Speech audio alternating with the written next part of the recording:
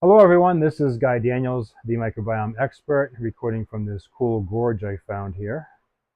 So anyway, I had a number of consultations yesterday, and the theme of the day was antibiotics screwing up people's health. In fact, in my experience, roughly 70% of the time, I find that antibiotics, especially excessive antibiotic use, is the root cause for people's gut problems and beyond the gut. We can talk about autoimmune disease, brain health, and so forth. So again, it was the theme of the day yesterday, and one particular, oh, by the way, I have a video on this, which I highly recommend you watching. It's entitled The Horrible Effects of Antibiotics on the Gut Microbiome. It hasn't got enough views, but it should have a lot more, because this is a very important topic. So anyway, one consultation yesterday was this individual who literally had only been on one round of antibiotics as a child. And then I went to see a doctor. The doctor, they found H. pylori, big shocker. And the doctor prescribed antibiotics to rid this person of H. pylori. Why? I have no idea. And then that first round of antibiotics didn't work.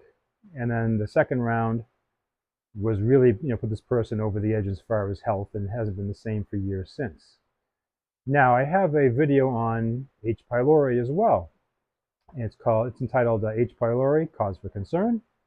And I recommend you watch that because over 50% of us walking planet Earth have detectable levels of H. pylori, but only 1 to 2% of those with detectable levels go on to develop gastric cancer.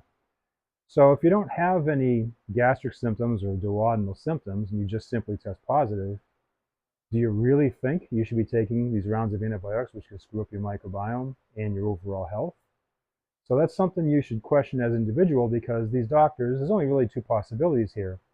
They don't know the data, therefore they don't know what they're talking about, or they're practicing CYA medicine, which is cover your ass medicine.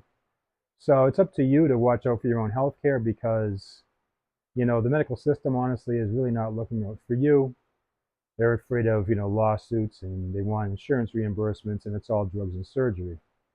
So if someone says, hey, you're H. pylori positive, you can watch my video and question them and go, okay, but are antibiotics really, really necessary for me? So that's where we were at yesterday. I suggest you watch those two videos, H. pylori and the antibiotics videos, both important. And I'll see you tomorrow for another video.